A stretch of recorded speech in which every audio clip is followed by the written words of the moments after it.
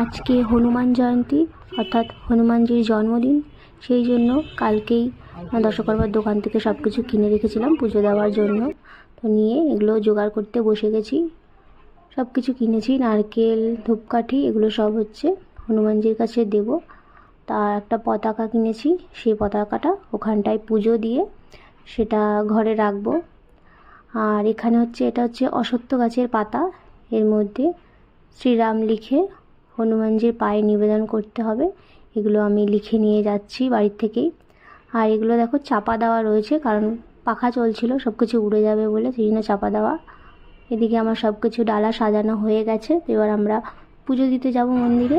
দেখি এখানে মন্দিরে মোটামুটি ভিড় হয়েছে, কিন্তু দুর্গাপুজো কালী পুজোর মতো অত ভিড় না, হয়েছে মোটামুটি।